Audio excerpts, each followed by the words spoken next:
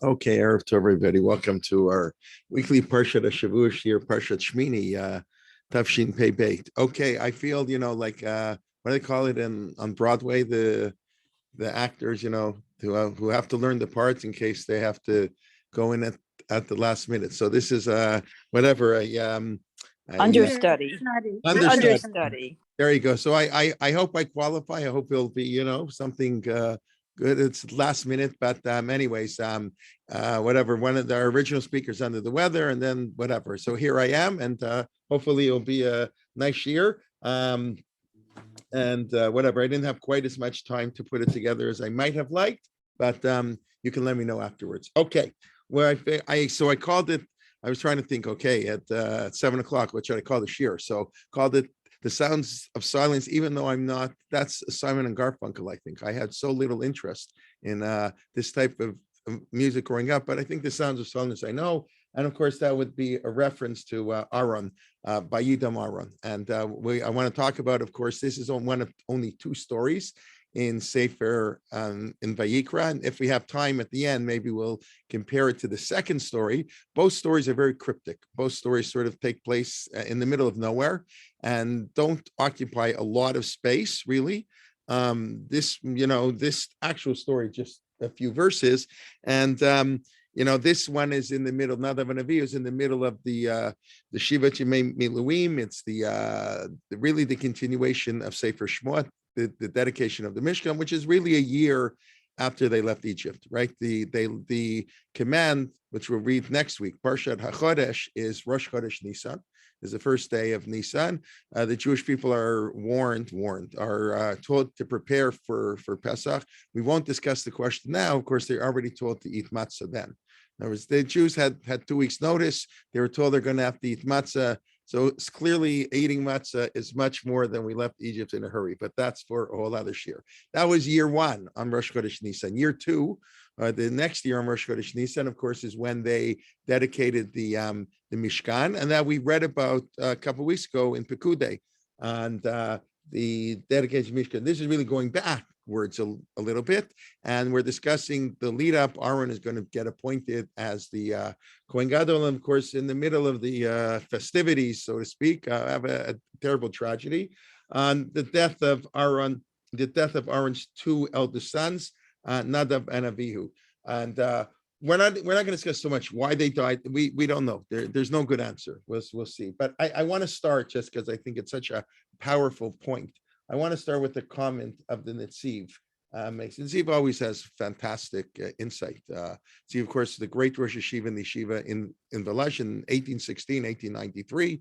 He was the Rosh Yeshiva in Velazh, I think, from the mid-1850s or so, I believe, till 1892, when he closed the yeshiva, because they could learn about the Russians, basically. They could learn 2 hours a day, and only when it's daylight. And the yeshiva closed 1892, and he died a year later, I believe, in 1893. And I mentioned a number of times, he was unlike many. It was all great people are different, unique. They don't fit molds. And so Velazh had a lot of things that they don't do, in other yeshivas, even though it's the motto. But one of the things is that he gave a Parshat Shavua shir. That's generally, look, the Rosh Yeshiva, was he wasting his time on Parshat Shavua? Should be learning Gemara. But the Netsif thought the Chumash was very important. And his comments were collected to Emek Davar. And he has some fantastic insights sometimes, really unbelievable. So here, if you take a look, so after Nadav and Avihu dies, so Moshe tries to comfort Aaron, and he says, B'krovaya Kadesh, with the ones who are closest to me, I'm sanctified. But then it says that, what did Moshe do? Moshe told, let me find the pasuk. He told Mishael and El Safan to remove the bodies. Why can't I find it? You have to trust me. Hold on, let me find it. So it says that Moshe told, okay.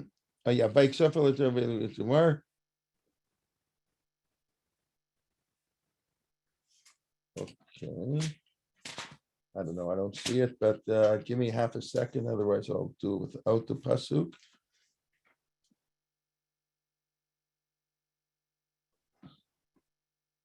Oh yeah, Vayikra Moshe Elazar. It's right there in Pasuk Dalet.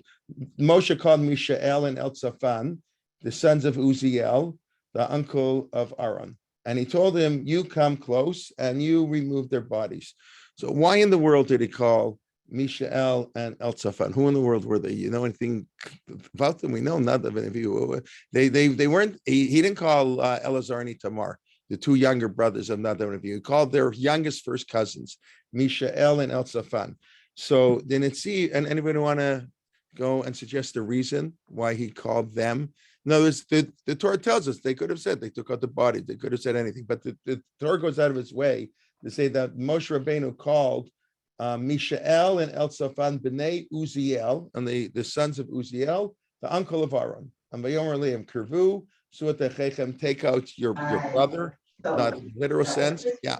In Pirkei Avot, it says that when there are a few times in Perek Dalet, it says when mitol lefanav, that in that cases that should not involve comfort or anything to do with the people, because first they were shocked, they went in terrible trauma. And that's the reason you cannot call somebody, especially a brother. Okay, so you want to say it's too hard. It's too hard. So I don't know if that's interesting. Yeah, I hear. Maybe it's too hard for the brothers. Like, I don't know, when you go to a funeral, who are the pallbearers, right? So you won't have the immediate family. Okay, that could be. It would be too hard for them. I understand. A few days after. Yeah, I understand. At the moment. Yeah. Okay, so that could be. Then Netsif offers another reason. He says like this. He says, "No, Aaron. Not everybody liked Aaron. People were jealous of Aaron. Nepotism. He got his position. You know, he's Moshe's brother. Moshe already has a position, and had they called on, let's say would have called on Korach. They would have called on somebody like that to take out the body. So then Netsif says the person taking that would have had a little bit of pleasure. In other words, yeah, he's sad now that one of you died, but you know what? Now it's my turn. I'll get appointed. You know, there was a hint of perhaps satisfaction that they got what they deserved. Mishael and Elzaphan were the two youngest cousins. Uziel is the youngest brother, and Mishael and Elzaphan are the two youngest cousins of Moshe and Aaron. So by calling them, in other words, they had no claims to leadership. Nobody would have thought that they, are going to get appointed. So they could do it totally for the sake of the mitzvah without anybody saying, they have a little bit of joy that Aaron got what they deserved. I think it's a very powerful insight. And we have this, and the truth of the matter, we know that the Rashi tells us that the reason Korach began his rebellion was because Elzaphan ben Uziel, his younger cousin, got appointed the Nasi of Shevet Levi, and we'll read in Bamidbar. And it's bad enough there's Moshe and Aaron, but I'm the son of Yitzhar. Yitzhar is the second son. So why should Amram get two and then go to four? Go to Uziel, the fourth. So that's why he did the whole rebellion. This is, of course, the exact opposite. And the truth of the matter, there is a view in the rabbis that what was the punishment, or what did another one of you do wrong? So they said that they were waiting for Moshe and Aaron to die. They were next in line. They were pious people. They were the appointed leaders. It sounds very, very harsh. And in a sense, it is harsh. And I don't even know if they mean it in a literal sense. But it's human nature. It's human nature. People, when are they going to die? We're going to take over. People wait for the politician to retire, and et cetera, et cetera. So some say that Nadav and Avihu really had harbored a little bit of yearning to take over the leadership, and that was why they were punished. So Elzaphan and Mishael and Elzaphan had absolutely no claims to leadership. So we know they could do it 100% with pure intent. That's what the Netsif writes. You have a similar idea, I think I once explained before, by Yaakov Avinu, and actually on Purim, So, when Yaakov tricks Esav, or he tricks his father, he tricks Yitzchak to pretend he's Esav. So when Esav comes by, it says, Vayitzak tza'aka gedola umara ad mo'ad, that Yitzchak Esav let out a wild cry, a terrible cry. Vayitzak tza'aka gedola umara ad mo'ad. And the Meshra says that cry was picked up 1,500 years later in Shushan, when Mordechai had to go out by Yitzchak tza'aka gedola umara ad mo'ad. I think it's the same exact wording, if I'm not mistaken, in the Megillah, had to go to cry. And that was a punishment. That was a punishment for Yaakov tricking Esav and pretending he was who he wasn't. So the Netsif, although he doesn't relate these two as far as I know, but the Netsif over there says that what Yaakov did, what we call an Aveira Lishma. An Aveira Lishma is this very strange concept. The Gemara discusses by Yael and the killing of Sisera, and perhaps she had sexual relations with him, that sometimes a person is allowed to do a sin. An Aveira Lishma. The Gemara says Gadol, it's greater. An Aveira Lishma, a sin with pure intent is greater than a mitzvah that's done without intent. Shalom Lishma. It's a very, you have to spend some time figuring out what that Gemara means and what the applications are. But then the Gemara sort of says it's the same, maybe it's not greater. So, but an Aveira Lishma means you're allowed to sin if your motives are pure, because there's some higher goal that one has to achieve, and that you're allowed to do if it's done with pure motivation. So the Netsif explains that Yaakov Avinu he had no choice. Esav wasn't worthy of the blessings, whatever. Let's go with that assumption. And he had no choice, so he sinned. He had to hurt his father, had to trick his father. It was very painful for him. So he said that there was no punishment for that. That was what we call an Aveira Lishma. He sinned, and he had absolutely pure intention. He was pained that he had hurt his father and he had to trick his father, but that he had to hurt Esav a little bit, that he got Esav a little bit, a shtacht Esav, that didn't bother him so much, so that took away from his Aveira Lishma. And it was no longer a pure sin because he got a little bit of benefit from taking from Esav. And that's why the Midrash says 1,500 years later, that cry sort of was in abeyance until Mordechai had to go out and cry. But one can only do an Aveira Lishma if you're totally motivated for heaven, which basically no human being can ever be totally motivated for heaven. It's next to impossible. We all have ulterior motives, and normally we do say L'olam yasar katan b'mitzvah tor mitzvah shelo lishma. You should always do the right thing for the wrong reason, mitzvah, and from doing it shelo lishma, you'll come to do lishma. From doing it for the wrong reasons, you'll eventually come and hopefully do it for the right reason. So here it's a little bit of the same concept. Anybody else who would have taken out the bodies, the fear was that have a little bit of shelo lishma. They're not doing it just for the mitzvah. They're doing it for, they have a little bit of joy deep down inside them. So therefore he called on the two youngest cousins who had no claims, who nobody would think that they could have any claims to leadership. I have often said it reminds me of the amazing halacha, how Chazal say, if me or you were to say this law, that stone us for good reason. But since the rabbi said it, we can get away with it. It's a beautiful halacha, I think a well-known halacha, that if a parent dies and a child inherits $1 million, so the kid, I don't know what the amount is. I made up the $1 million. He inherits a lot of money. So some people that's 100,000, some people that's 10 million. I don't know what it is. So he inherits a lot of money. He makes two blessings. Baruch Diana Emet, that they always make for a funeral. God is the righteous judge. And then he makes a Shechianu. He became a millionaire. He's very happy. Very happy. He came, his father died? No, his father died, but he's a millionaire. So, of course, and nobody's claiming he's happy that his father died. But Chazal understood, when you get $1 million, you're happy, even if it had to come about through the death of your father. We could never do that on our own. It would be such a chutzpah for somebody to make a blessing for getting $1 million, inheriting $1 million, if not for the fact that our sages ordained such a blessing.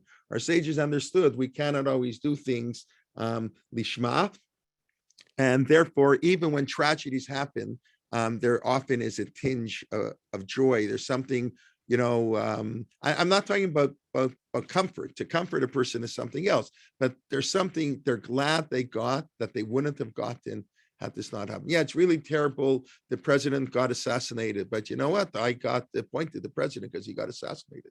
So you're not going to tell me there's not a little bit that's what it means to be human, and our rabbis understood that. So here we're trying to go above that, and of course this is the whole problem here. Nadav and Avihu were very high level, and they somehow did something slightly wrong and got punished for it. You have the same thing, by the way. Ephraim and Manasseh is the same idea of younger brothers not caring. In other words, when Yaakov wants to bless Ephraim before Manasseh, and Yosef said, "What are you doing?" Manasseh is the older one. It's Yosef who gets upset. It's not Manasseh and Ephraim. So Manasseh and Ephraim had this sort of brotherly love, which is they're the only brothers in Sefer Bereshit who don't fight, if you may have noticed, which is probably why we bless our children, Simcha Elohim Ephraim Manasseh. We don't say like anybody, we don't say like Reuben and Shimon. Okay, I understand you don't want to say like you can say Yitzchak and Yishmael. The Gemara says Yishmael did tshuva. Yaakov and Esau maybe not, but lots of brothers of Yaakov you can choose, but no, because fighting. So only Ephraim and Manasseh didn't fight, and it was Yosef who got upset, not Ephraim and Manasseh. By the way, who is appointed? Elzaphan ben Uziel is appointed, but even though Mishael is older. In other words, even the appointment, in other words, the Torah is already hinting that these brothers were special. They didn't have any jealousy, they didn't care, and it was Korach who got upset when Elzaphan got appointed the Nasi, but his older brother Mishael did not get upset. Okay, so that's I think it's a beautiful insight and a beautiful point that Netsif makes about this sort of innocuous thing. Moshe, I mean, who cares who took them out? Why does the Torah have to tell us who took out the bodies? Somebody took out the bodies, obviously. So, but the Torah is going out of its way because it wants to stress this idea. That's what he said. Okay, let's talk a little bit. So we don't really know what they did wrong. That's like all great people, like we don't know what Moshe Rabbeinu did wrong. I always love the comment, I believe it's the Orach Chaim HaKadosh who says it, that's what we call him, that he's analyzing the sins of Moshe Rabbeinu. Says, I'm not going to talk about this, because every parsha and every commentator who talks about it finds a new sin. He hit the rock. He yelled at the Jewish people, Shimuna Hamorim. He said, no tzilach hamayim. Everybody finds a different sin because the sin is so unclear. So we keep piling on sins onto Moshe Rabbeinu. So he doesn't want to pile on another sin. Of course, then he goes on and he discusses, and of course he piles on another sin, because that's what commentaries do.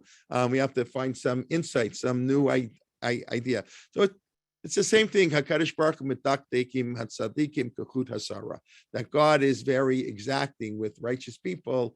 The smallest of sins, sometimes he'll punish, sometimes not, as we will see in a moment by Aaron. Okay, so who is Aaron?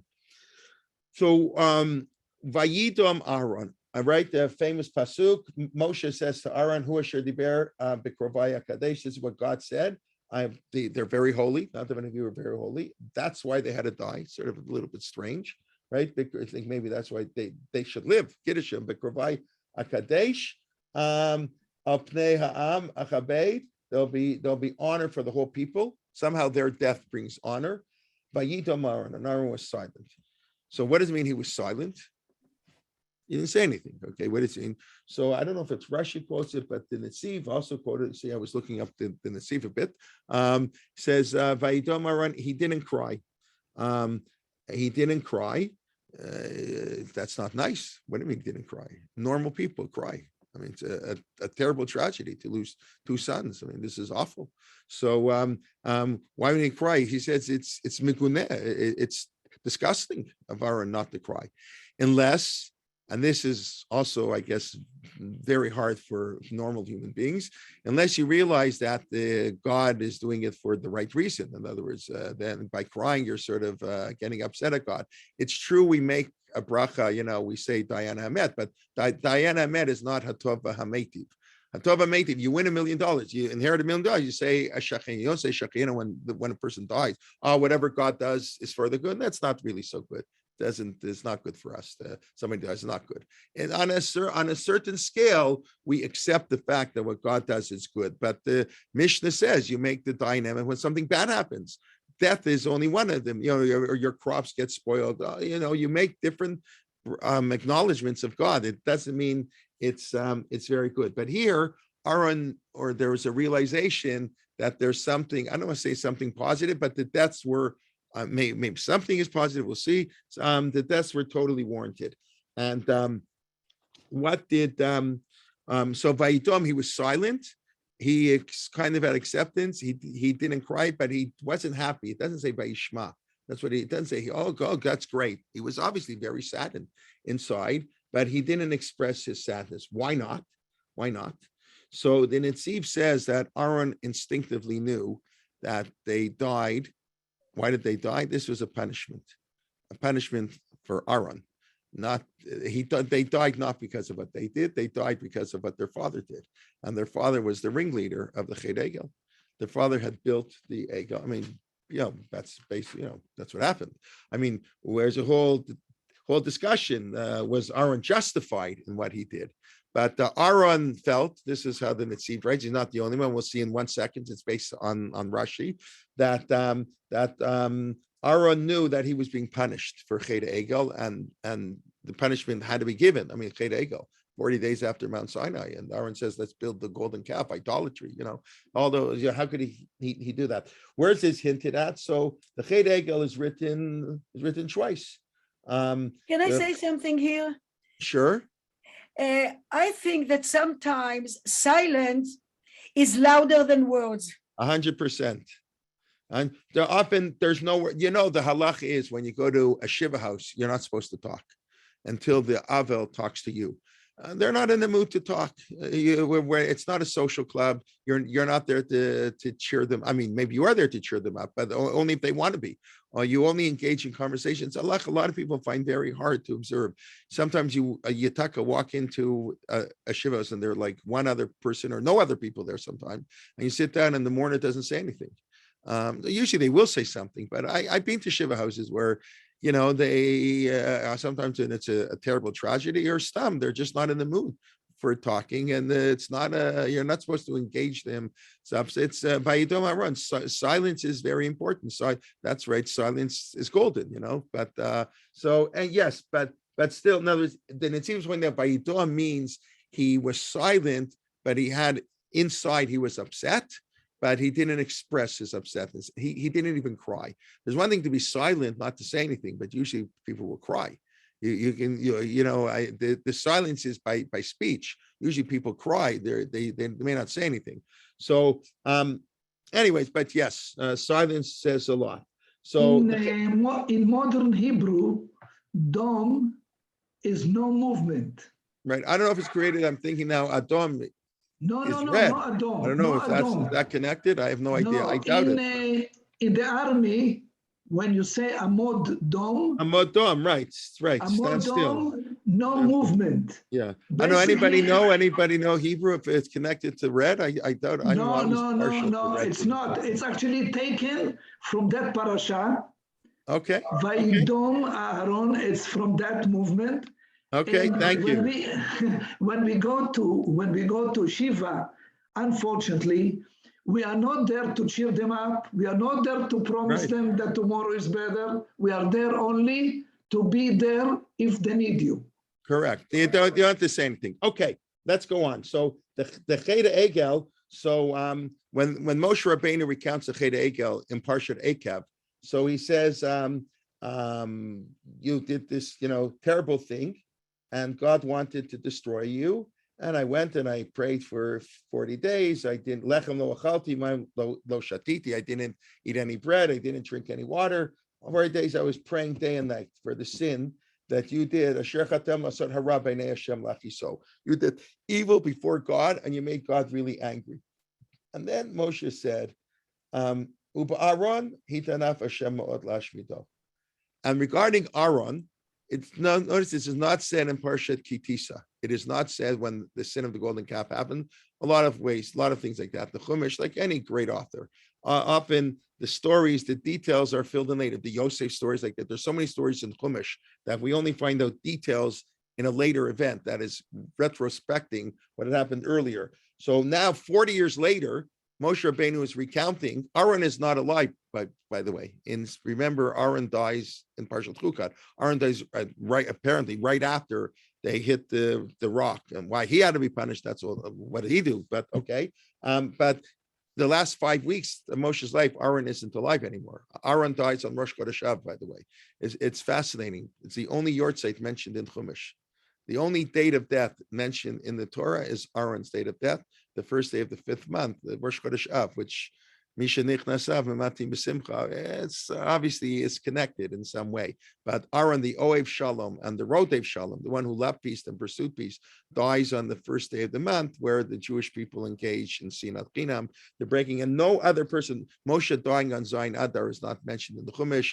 We know Sarah lived to be 127. We don't know when she died. We don't know when anybody died. Only Aaron, the only person we know when he died. So that's actually a fascinating thing. So Aaron died, Moshe is alive, and Moshe is now recounting the sin of the golden calf.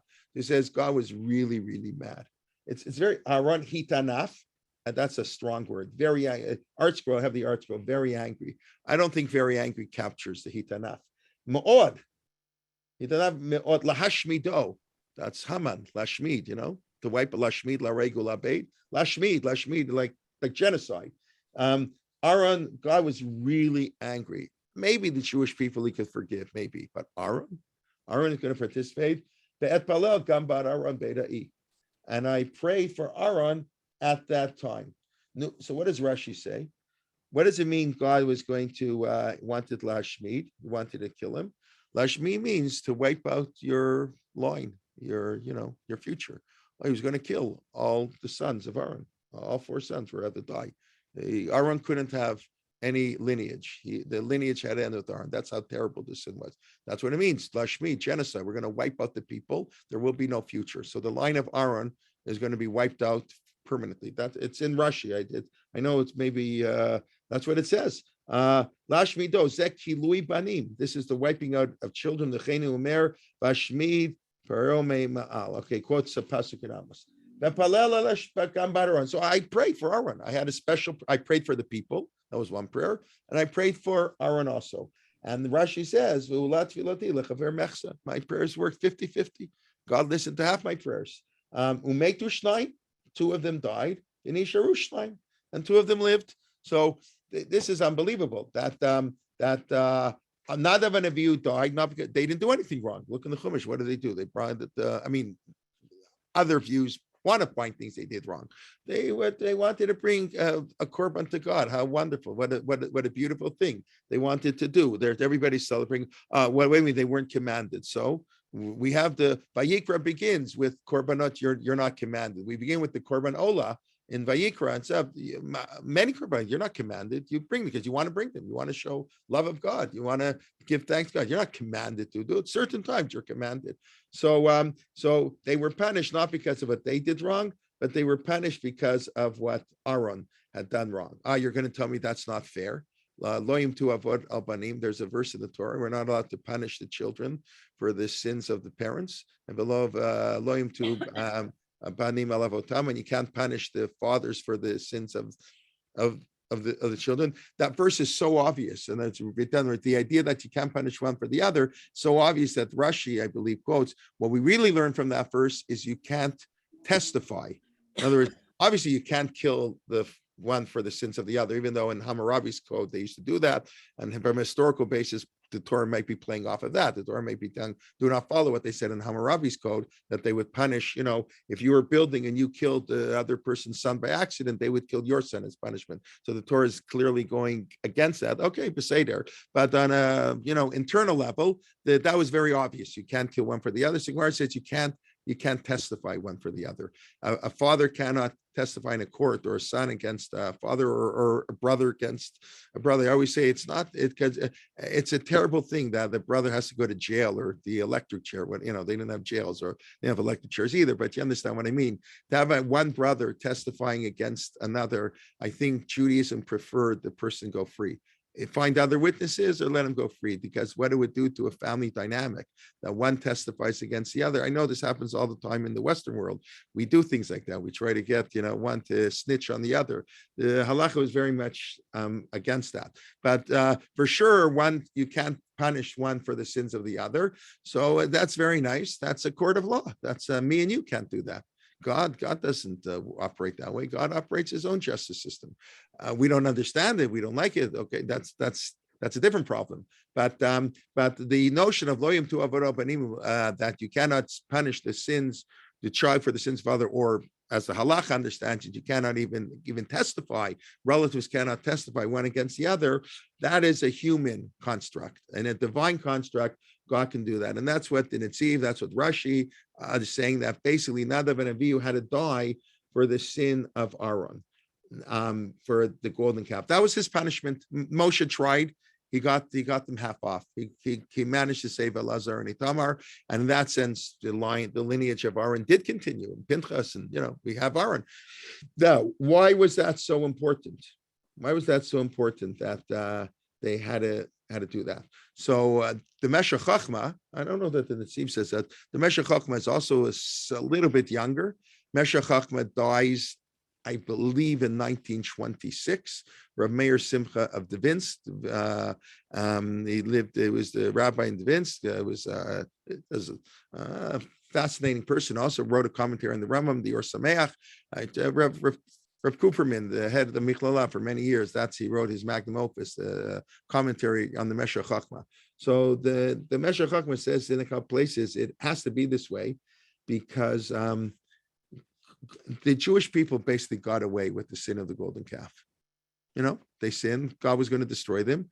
Moshe said, it's not a good idea. Yeah, the Egyptians are going to say you're not powerful. However it worked. God, what do you want from a bunch of slaves? How can you expect any better? Whatever works.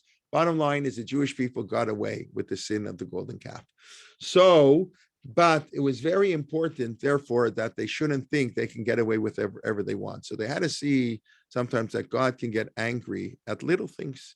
That you thought you got away with golden calf here. Some guy brought a little korban to God, not to worship idols. He brought it to God, and we're gonna kill them because whatever it was, they did something minor wrong. And then he really takes it a step further. If you look in Bamidbar, where we have the census of the Jewish people, which is, by the way, only 1 month after this, right? We lose track of time. But Vayikra takes place in a time vacuum. Really, there's it's not, like I said, Rosh Chodesh Nisan. Bamidbar opens up the second year in the second month, Rosh Chodesh Iyar, right? It's 1 month later. Just they had Pesach Sheni, right? That's also in Bamidbar. It actually goes back.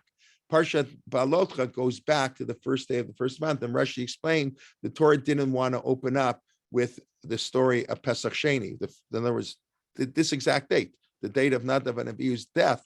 And then the people say we are Tameh. Some say they were Tameh because they got Tameh through Nadav and Avihu. They couldn't do Pesach Sheni. That's really the beginning of Bamidbar. That is chapter 9 in Bamidbar. But Bamidbar puts it in chapter 9. So Rashi says it wouldn't be nice because that was the only Pesach they observed in the desert. We don't want to start off with something not so nice. We start off with the love of God. God counts the Jewish people, right? Each one of the 5 books of the Torah begins with God's love of the Jewish people, right? Bereshit. Why did we start with Bereshit? Well, because we want to say God gave the Jewish people to the land of Israel to the Jewish people. Why Shmot? We already have it in Vayigash. We know that. Now Shmot, we always want to say the names. God loves to count over and over again. So repeat the names. Vayikra, we call out. That's a sign of love. Vayikra El Moshe. Bamidbar, again, we're going to count the Jewish people. God loves the Jewish people. We're going to start with the count. The Jewish people. Dvarim. Okay, Dvarim, we're going to rank out the Jewish people, but no. Elu Dvarim, Mulpu, Paran, Bein Tofel, Bein Sup. We want to only hint at places. God loves us too much. He doesn't want to directly criticize us. He only wants to hint at the criticizers. So each one of the 5 books of the Chumash opens up with the idea of God's love of the Jewish people. So we don't want to open up Bamidbar with the story of Pesach Sheni, which is, in other words, this time, like Parshat Shmini and Balotcha are the same day. It's going on at the same time. We just read it 3 months apart. But anyways, in Sefer Bamidbar, in Parshat Bamidbar, which is a month later, even though it's earlier in the Parshiot, this is the first day of the second month when they take the census of the Jewish people. So when they come to take the census of the Jewish people, when they come take the census of Aaron, so what does the Torah say? Pakoda Pnei Levi. Okay, Hine Lakachti. Okay, what does it say? Here we go. Ve'ele Shmot Pnei Aaron. Now we're going to count off Aaron. B'Bechor Nadav Avihu. Well, that's nice. Elazar v'Tamar. That's very nice. We're taking a census. Why are you counting people who are dead? Whereas, why does the Torah mention when they introduce Aaron that he was the Nadav and Avihu who died? So you can say the Torah is giving the whole history, but we already know that. So the Meshech Chachma explains it was very important. That's a harsh thing. It's really not good to be a leader. You got to be lishma when you're a leader. This really is true. The Jewish people had to see Aaron suffer. Because what do the Jewish people say? Hold a second. Why are the Levim the Levim? Why are the Kohanim the Kohanim? Because they didn't sin at the sin of the golden calf, right? That's what we say. The Bechor, the elders, the eldest child was the person who was the eldest. That's what I always was. That's for preparation. It's all about Yaakov and Esav. Who's going to be the eldest? The eldest gets to serve, but it was taken away from them because of the sin of the golden calf. That's very nice. What happens? So the eldest lose their right. The 3,000 ringleaders of the golden calf get killed, but the chief ringleader of the golden calf, Aaron HaKohen, the one the one who came up with the idea of building, he gets off scot-free. So that would be terrible for the people to see. It's an unbelievable idea. It's like a little scary. So the Meshech Chachma says, therefore, the Torah wants to point out, you should know, Aaron, you think he got off scot-free? He got the worst of them all. He lost 2 of his sons. So it was very necessary for the Jewish people. It was very necessary. And that's probably what the Chumash means. B'krovaya kadesh, with my holy ones, I'll be sanctified. And there'll be honor for the people of Israel. The people shouldn't say, because we know, he's a leader. He, in sense of entitlement, they can do what they want. Leaders have to be held to a higher standard and can't have any form of entitlement. So that's why the whole thesis that we're developing and discussing is the death of Nadav and Avihu have nothing to do with Nadav and Avihu. It has everything to do with Aaron, and Aaron had to be punished for the sin of the golden calf. So we don't punish him at the time, but it's alluded to in the Chumash itself. Moshe Rabbeinu discusses it, and that's how the commentaries pick up on this idea that and that it was necessary for the people that the leader has to suffer sometimes. So that's really what it means to be a leader. Means your personal life has to take second fiddle at best. Moshe Rabbeinu had no married life. He had to separate from his wife. I think that was good. And who were Moshe Rabbeinu's kids? Nothing. It seems like Gershon. It seems there's a pasuk I think it's chapter 18 in Shoftim where it says how Menashe did Avodah Zarah, and the nun is hanging because the commentaries say it's like little, like when you forget a letter and you put like a little thing and you put it on top. That's how it looks. So because it's really Moshe, it's B'nai Moshe, not B'nai Menashe. That they did idolatry. Moshe's kids, nothing came of them because Moshe Rabbeinu wasn't the family man. He was the family of Klal Yisrael. That's often what happens. The greater you are as a leader, the less you have with your family. So yeah, how do you balance that? Exactly. But here you have it to an extreme that the leaders had to lose their children. Moshe lost his children in a different way, also had no relationship with the children. Okay, they lived, but there was no relationship because they were so creating the Jewish nation required such intensity and so much effort that their life had to be led. What's good for the people, and who cares whether it was for them or not? It's a certain they're coming up to Pesach on a much smaller scale. I don't know, much smaller scale, but I remember Rav Schachter when I think the first year I was in his year already. So he said, the famous story, Rav Elazar ben Azariah, we'll read about him on Pesach. Hareini Kiven Shivim Shana. He got appointed, they had to impeach Rabban Gamliel, and they didn't know they're not going to give it to Rabbi Yeshua, because Rabbi Yeshua is always like that in politics. They had to get rid of the leader, but the guy who had to fight with him, Rabbi Yeshua, it wouldn't be nice. It'd be a slap in the face. So they had to look for a third candidate to sort of out of nowhere, somebody who no one heard of. Rav Elazar ben Azariah, young, he was 18 years old. Whoever heard of it? There's no political baggage, as they would say. I mean, I know these are not nice terms, but in a sense, that what was happening. Rabbi Yeshua and Rabbi Gamliel, that they neither of them could be the leader anymore, and so they had to pick a guy with no baggage. So they went to Rav Elazar ben Azariah, and he said, "Let me ask my wife." What do we let me ask my wife? I mean, it's nice, but I don't know, 2,000 years ago. So why does the Gemara say that? It says because you become the leader of the Jewish people. That's it. His wife is never going to see him. He's going to work 24/7. He's going to be in, I would say, if as a Canadian, he'll be in Ottawa. Politicians have very high divorce rates. They have very high divorce rates because they live half the week, in Washington or Ottawa, and their family lives in Seattle or Edmonton or Toronto, and they fly back and forth. It's a hard life. It takes a toll on your family. It really does. But that's what it means to be a leader. Is it worth it? I don't know. You have to figure it out. Depends who you are, what your leadership role you're playing. So that's in a sense, that's what happened. Even with Rabbi Eliezer ben Zara, he needed his wife's permission. And by the way, what did his wife say? Somebody answer. What does his wife say? You're going to say his wife said yes, right? Otherwise, you're going to be the leader. His wife said no. Better to have the covenant for a short time. That's what he answered. His wife said, no. He said, what do you want it for? What do you want it for? Yeah. They'll impeach you. Today they throw Rabban Gamliel, and tomorrow they'll throw you out. What are you, crazy? What do you want to be the leader for? So Rabbi Eliezer ben Zara answered, better for one day, to have a golden cup for even one day, to be, what a merit. See, it's a beautiful idea.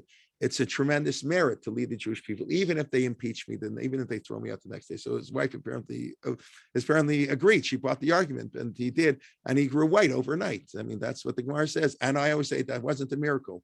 You lead the Jewish people, you become white very fast, and you age very quickly. And the truth of the matter is, it's really, you look at the pictures of the presidents of the United States, when they come into office and 4 years later, what they look like, and they age more than 4 years in office. The pressures are so much. Anyways, but so Aaron and Moshe had no personal life in a sense, we're saying. Yes, Aaron could remain married, unlike Moshe, but he lost his children. And the reason he lost his children, or half his children, was because it was important for the Jewish people. That's what the Meshech Chochmah writes. I don't know if I would say such a thing, but it was important for the Jewish people to see that their leaders get punished. And if it had to be this way, yeah, it's tragic, but what can we do? That's the way it works. Okay, so it's this is very powerful, I think. Obviously, I'm sure there are other ways to understand the story, but this, and it's in both, like I said, the Netsif and the Meshech Chochmah both lived, at the turn of, the Netsif dies in 1893, the Meshech Chochmah 1926, but, they're relatively recent biblical commentaries, and maybe maybe these comments have a little more psychological insight. I don't know. I don't know if I want to historicize the comments at all, but, we're all influenced by the surroundings in which we live, and, we respond to the stimuli around us. So, I don't know. I don't know if it's related to the whole change in status. I don't know. That's just, I'm throwing that out there to think about. Okay, a few more things. Now, it's interesting. One more beautiful idea here. You see, how El Safan and Michelle, took out. They were the ones to take out the body. So yeah, by the way, it says Vayidam Aram, right? Aram was quiet. Who wasn't quiet? Aram was quiet. You look in the continuation of this story. So who gets mad? Moshe Rabbeinu gets mad.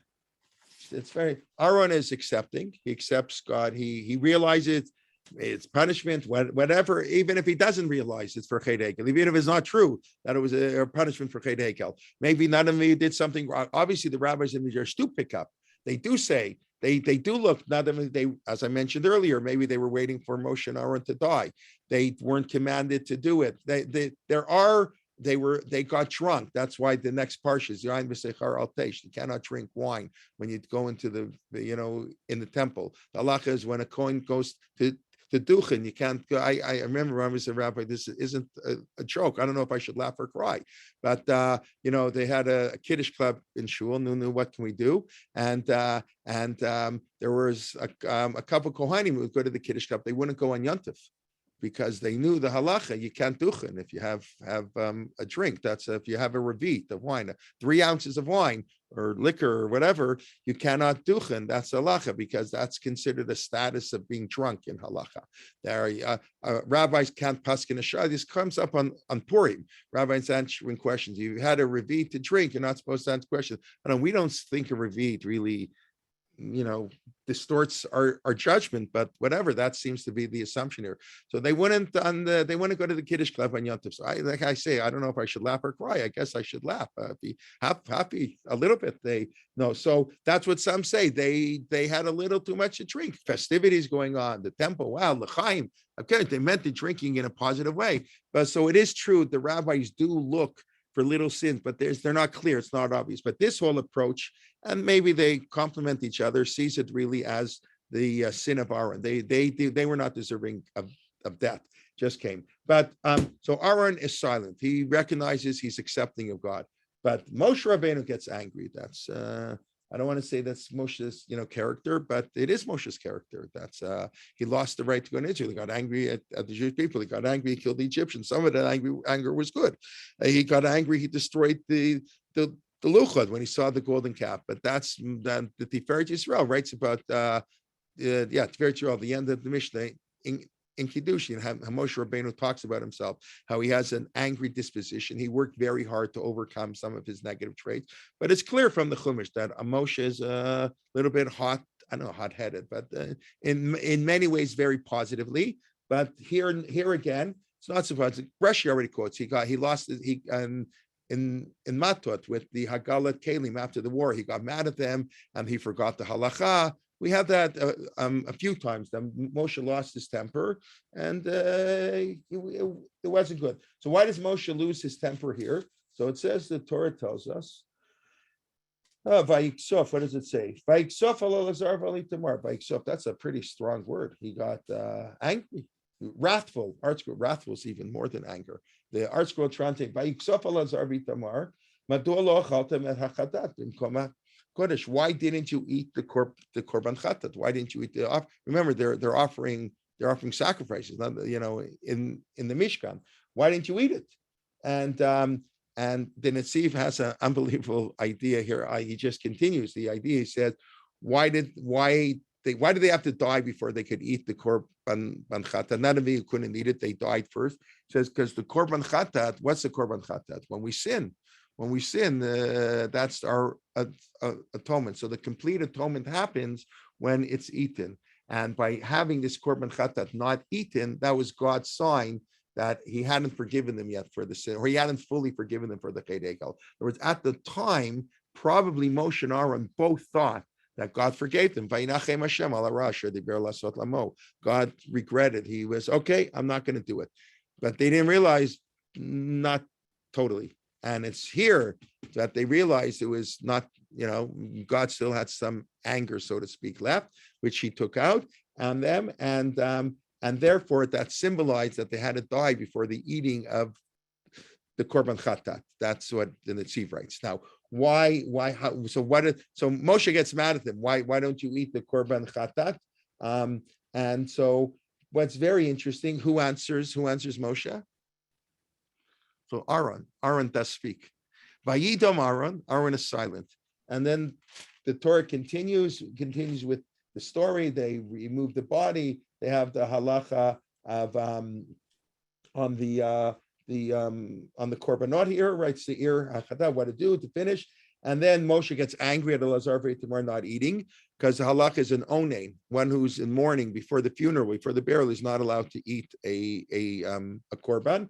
Moshe Rabbeinu apparently did not know that, or he forgot that, and so it says Vayedaber Aaron on Moshe. So I think that's actually very, very powerful. Aaron is depicted as being quiet, Vayidom Aaron, but here Aaron speaks up against or to answer Moshe's anger at the two remaining. You can imagine the scene. Aaron has just lost his two sons. Moshe tries to comfort him, Bekrovai Akadesh, and 10 minutes later, he's starting yelling at the two brothers who just lost their two brothers. And Elazar, why aren't you eating the korbanos here? What's wrong with you? Don't you know the ritual has to go on? You're Kohanim, you can't mourn, you got to go on. It's true, the Kohen Gadol has to continue the avodah in the Beit Mikdash. As we know, the Kohen Gadol doesn't be metame himself, cannot become impure, even for one of the 7 relatives. So I don't have to put all these halachas into the parsha here, but there is, when you're the leader, you can't have the right to mourn. So Moshe Rabbeinu says, got to eat, guys. I mean, the scene, and Aaron, he speaks up, Moshe, I'm sorry, you don't know what you're talking about. Vayomer, Vayidaber Moshe. It's interesting. Vayidaber. I know it doesn't say Vayomer. Vayidaber is always harsher. Vayomer is always lighter. Vayidaber is a little bit harsher. Hein hayom ikri bet chatam v'totam v'nei Hashem v'tikrana otika ela v'chalti chatat hayom ha'itav v'nei Hashem. Do you think if we eat the sacrifice, God will be happy? Do you really think that? Now, in the state of being an onen, Vayishma Moshe v'itav v'nav. So Moshe doesn't say a word. He heard. You're right. You're right. And the parsha ends by Moshe admitting his mistake, and Rashi talks about that. That's the greatness of Moshe. He was willing to admit he made a mistake. I was reading this week. I don't even know where. Somehow I saw it somewhere where somebody was writing that this was not just that he forgot something. This is that Moshe misunderstood the halacha. Remember, he's Moshe Rabbeinu. He's the one who gave us the halacha. He's the one who spent 40 days in Mount Sinai learning the halacha. And here he is, just a few months later, and he forgets the halacha. It's kind of embarrassing that his brother, who wasn't there with him at Mount Sinai, has to remind him of the halacha. So that's the greatness of Moshe. He was willing to say, that's okay. He was not to be embarrassed and to admit his mistakes. So you have at the beginning this beautiful story, this idea of taking the brothers or taking the cousins who had no desire for leadership, because they could do with a pure heart, and then ending with Moshe Rabbeinu not being embarrassed to admit he was wrong. He doesn't answer Ara and give an excuse. He just Vayishma Ara Moshe v'itav v'nav. Okay, now just one other idea. Okay, then So what comes next? So I said, don't. What comes next in the Torah? What's the rest of the parsha about? No one did the Shlaim Mikra of Achatargum yet. So the rest of the part, kashrut, food. Let's eat. Kiddush Club, not Kiddush Club. Mafreset Parsa, split hooves, choose its cod, a whole listing of all the fish, the animal, on and on and on. Why? Why do we keep kosher? So we know keeping kosher is a big clock. We don't really know why. There's no obvious reason. You can be a wonderful person and eat pork, like the Rambam says. A Jew shouldn't say, "Oh, I don't want to eat pork." Say, "I would love to eat pork," but God says I shouldn't eat pork. Why? I don't know why. God said so. Well, was there anything wrong with eating pork? And God said you can't eat cow, eat pork, right? I mean, you can find reasons, but right, this is a classic example of a clock. So the Torah says, "Kiyanei Hashem Elokechem, I'm the Lord your God. V'hikatishtem v'yitem kiddushim. I want you to be holy." It's not immoral to eat non-kosher. You're not a bad person. You're not a holy person. You're not a special. Holiness means a distinctiveness. You're not separated. A distinct relationship. Kashrut is related to Kiddusha, the holiness. Now, what just happened? Bikrovai Akadesh. I'll be sanctified, right? What's holiness? Nadav and Abihu, right? Holiness. I think what's the Torah trying to tell us? Holiness is not only in the temple. The temple holiness, you got to be on such a high level. You slip up on the temple, one little thing, you're finished because you're in the presence of God. Holiness is in the home. Holiness, how you eat, where you go shopping for your meat, and what type of meat. So right after Kedusha has to be in the temple. No, the Torah tells us Kedusha is in the mundane of eating. So I think that's perhaps the connection between why in the world are the laws of kashrut stuck in the middle of nowhere. Like, what do they have to do with anything? We're talking about the Mishkan. And next week, I understand Tazriya, Mitzorah, Tuma, Tara, the Beit HaMikdash. What in the world does kashrut have to do with any of this stuff? It's not. So there are certain halachot true with Tuma and Tara and kashrut, but it's there, I think, to teach us a notion of Kedusha. Okay, then it is Parshat Para this week, of course, and that's not by coincidence, of course. The Medrash says that what's the Paraduma? The Paraduma is the kapara for Cheda Egel. I forget the exact expression. I just enough time to look it up. The mother comes to clean up the dirt of the son. The egel is the little kid or the little calf, and the par is the mom, right? So the mother has to clean up. The paraduma has to come and clean up the egel hazav. So the parshat para is an atonement for the ched ha-egel. That's the Medrash says. I thought it was kind of interesting. I think, and it's a big clock, the paraduma is we said kashrut is a little bit of a chok, but the classic example of a law we don't understand is always given paraduma. It makes the pure impure and the impure pure. All this strange ritual, killing a red cow and burning it and taking the ashes and sprinkling it on day 3 and say, what is this? So we don't, Zot Torah HaChatab. We follow it even though we don't understand it. And of course, in a sense, we don't understand this whole parsha really of the Chedeg. But I think what the Torah, in other words, so here you have a contrast to Nadav and Abihu. If you assume this soon, right? Because Nadav and Abihu are introduced Asher Lo Tziva Elohim. They brought an Eish Sarah Asher Lo Tziva Otam. They did something that God didn't command. Paraduma is following God's command to the T. You got to follow it exactly. But I think there's something else, perhaps, and perhaps this is, I would say, the mystery of life. But sometimes God forgives the biggest of sins, and sometimes the smallest of sins he won't let go. As we explained, why the Meshach Chachma kind of said, God can't let everything go. He has to show. But here, Chet Egel is a way bigger sin. Like it's the biggest sin we committed. And yet God, okay, maybe Aaron wasn't forgiven so much, but the Jewish people were forgiven for Chet Egel. And the truth of the matter, Aaron, he suffered, but he was forgiven. He is appointed the Kohen Gadol. In other words, he didn't have to pay the price. The elders, they lost their right. The Levim took over. But Aaron, yes, he did a terrible sin. He made a terrible mistake. But ultimately, the Kohanim, are the children of Aaron. Aaron is the Ohev Shalom, the Rodev Shalom. He was more beloved than Moshe. He's, Heavy Mei Talmid of Shal Aaron. We don't say Heavy Mei Talmid of Shal Moshe. We say Heavy Mei Talmid of Shal Aaron. Ohev Shalom, Verodev Shalom, Ehovet HaBriyot, love people, Makarvam the Torah, bring them closer. Moshe's approach doesn't always bring people closer to Torah as much as Aaron. Aaron's approach, love and concern. So Aaron, yes, he suffered, but but ultimately God really did forgive him for the Chet Egel. So you see the paraduma, sometimes God will tolerate the worst of sins, and sometimes the smallest of things he won't. And we don't always understand, like why. We don't ever understand. We don't always understand. We never understand how these things work. But that happens in life all the time. Big things, forgiven. And you see that in life all the time. Sometimes a person can make such a small mistake, and that's it. His career's over. I don't have politicians either. They make one slip up of the tongue. They say something, a smidgel of racism, a little who knows what. That's it. Their career's over. Sometimes the guy can be a conduct fraud, can do, I don't want to start mentioning names, can do some of the most awful things. Who cares? And just they go on like nothing happens.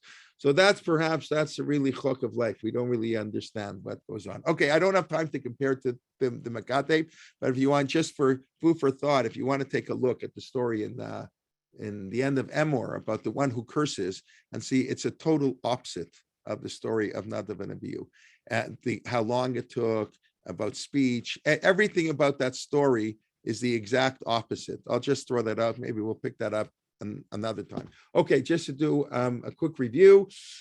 So we basically discussed, we began by saying the Netsif's idea that why Moshe's two youngest, cousins, the children of Uziel, the youngest brother, were the ones who to remove the body, because in life there were people, got a little bit of joy. Aaron had it coming to him. They're too powerful. They had a little, you would have given it to somebody else. Yeah, we're a little sad they died, but we're a little happy too. We got appointed. The father died, but we got $1 million. That's life. That's normal. So, but here we wanted to point, the Torah wanted to go out of its way to point that nobody could make that claim. They were doing it. They had no motivation. They had nothing gained. They were the last in line. They had no thought that they would get any power. And really El Safan was willing to let his Misha was willing to let his brother take over. Shevet Levi, it didn't bother him. It bothered Korach, but Ephraim and Manasseh are the same way. It bothered Yosef, but it didn't bother Ephraim and Manasseh that their grandfather is blessing the youngest before the eldest, and that's a hard thing to do. Then we discussed why Aaron was quiet. So we basically we worked with the thesis that Aaron recognized this was a punishment for him, not that he understood, and that he did this. It was his idea for the sin of the golden calf. God wanted lahashmid, as Moshe said, to wipe out, and Moshe prayed, and he was 50% successful, and it has to be that way. First of all, people have to realize you can't just get away. They did get, as we said, they were forgiven, but they have to realize at times you're not going to be forgiven, and especially the leadership. It's very important. People totally lose faith in leadership. We all know that when we feel our leader leaders are entitled and the rules don't apply to them. And we see these examples all the time. So it's very important that the rules have to apply more. That's mitzvah baba avera. I was standing late. I can give many, many more examples of that in halakha. And therefore, even in the census, it mentions when we count Aaron, we point out, Aaron, yeah, he was the father of Nadav and Abihu, and they died. When we're counting the people, we keep mentioning that so the people should realize, yes, Aaron got appointed to be the high priest, and yes, the other people were taken away, the elders were taken away, but don't think he got away, without any punishment. Then we said Aaron does speak. He's quiet, but he speaks up when Moshe yells at the two remaining sons. He accuses them of falsely not following the halacha, and Moshe is man enough to admit it and not to make any excuses despite any potential embarrassment it might have, to admit he did it wrong. It's a very important message. And the continuation of Parsha into Kashrut, because Kedusha, where we're talking about the Mishkan, there's the Kedusha in the house. We all know that. Our home replaced the Beit Hamikdash, and then the connection to Para Aduma. We read Parshat Para. The Para Aduma is it's what atones. That's what the Midrash says, atones for the sin of the golden calf. And therefore we follow God. We have to follow God to the T, even when we don't understand it. That's the message of the Para Aduma. And yes, sometimes you don't understand what we follow. And we also, of course, don't understand God's ways. When God does forgive, when God doesn't forgive. Okay, if there are any questions, I'm happy to entertain any questions. Want to thank you for coming. Please God, I'll be back tomorrow morning at 9 a.m. for our shir on the Siddur. And so if those who are, want to come, you're more than welcome, and invite a friend to this other shiurim. And of course, on Sunday morning, Rabbi Liebtag will be continuing last series on how the prophets and the psalmists understood Tanakh. And then on Monday, we'll have our two shiurim on Pesach, Avram Kowalski continuing, and Zev Elef making Pesach American. And then Tuesday, Rachel Danziger and Alex Israel being the 10th part of his series on Eliyahu. Wednesday, Ari Mermelstein continues his program, is his 3-part series on Pesach. And then Thursday, Shuli's continuing next week back to Parshat Shavua. So good to see everybody. Want to wish everybody well. Laila Tov, we hope to see you. Just let me quickly, if there are any questions. Esther marrying Achashverosh, being there for life, was a tragic and heroic act. Was it an Aveira Lishma? That's an interesting question. I don't think the Gemara goes and presents it that way, because Esther's basically, I don't want to say it, but she's basically on the pshat of the Megillah assimilated. Like, she wasn't so Jewish. Like, okay, she wasn't, you don't get the feeling like that the Jewish concerns are there. Maybe the Gemara asked that question though. But the Gemara doesn't give that answer. The Gemara says, how could Esther live with Achashverosh? So the Gemara says she was basically Karka Olam or Hanad Atzmo. And there's a major implications for, I remember Rav Shechter once gave a shir, I think he called it Esther and Artificial Insemination, where he learned some of the halachas from artificial insemination from Esther, because the Gemara said, no, it's adultery. How could Esther, or how could she marry this non-Jew? And especially if she was married to Mordechai, it's even worse. Well, the debate was she married to Mordechai. So the Gemara says she was Karka Olam. It's hard to envision this. But anyways, the Gemara in Sanhedrin, she was very, very passive. And the adulterous act, the man can never be passive, but the woman can be passive. So it wasn't considered adultery for her. I think that's what the Gemara seems to say, but they don't say it was an Aveira Lishma. In other words, they try to mitigate the Aveira. They tried to say that Esther didn't do an Aveira by doing it. They don't say Aveira Lishma. By Yael, that's the Gemara in Nazir, I believe, Kaf Gimel, I believe that the Gemara talks on Yael and Sisra. There was an Aveira Lishma. She did something that would be normally a sin, but for ulterior motives. But remember, Esther didn't marry Achashverosh to save the Jews. In other words, had Esther gone to marry Achashverosh after Achashverosh's decree and somehow get in, that's not what happened. She was already married. Okay, you can say it was against her will or whatever. She was forced into a beauty contest. But the bottom line is, it's not like she did something to save the Jewish people. She was there. So Achashverosh said, "Are you better?" So Mordechai said, "You should go and save the Jewish people." So no, I don't think Aveira Lishma would apply there. My father always said, if the person is not good in little things, he will never be great in big things. That is true. That's the tipping point. No, isn't that the whole theory of the book? New York, they went on the squeegees, right? Isn't that how they got crime lower in New York? They went after the broken glasses and the squeegee. I think there's a whole book about that, because instead of trying to solve the violent crimes, you start with the small crimes. And then if the windows are nice in the air, if they're broken windows, you're going to lead to violent crime. If you clean up the little thing, or the squeegee kids, with they used to, I remember when you drive in New York, you'd stop at a red light, that come and that clean your window. So yes, the small things turn into big things. I'm not sure if that's not exactly what you meant, but yes, you have to take care of the small things. The best example of that is Rabbi Yochanan ben Zakkai.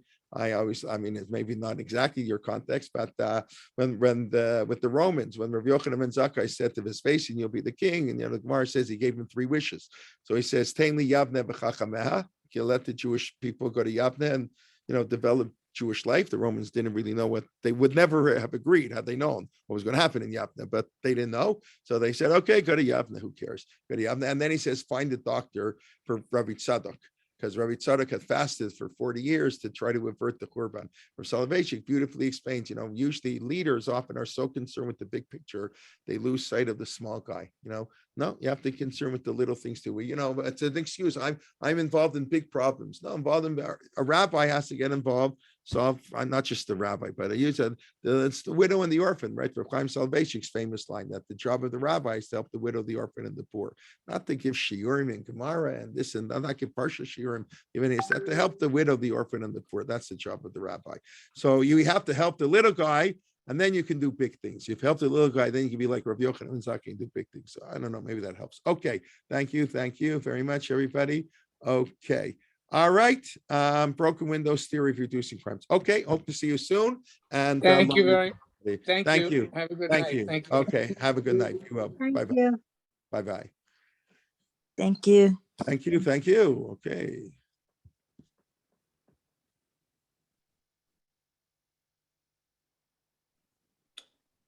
Thank you, Rabbi. Rabbi. It was very good. Okay. Thank you. Appreciate it. Okay. Yeah. All right.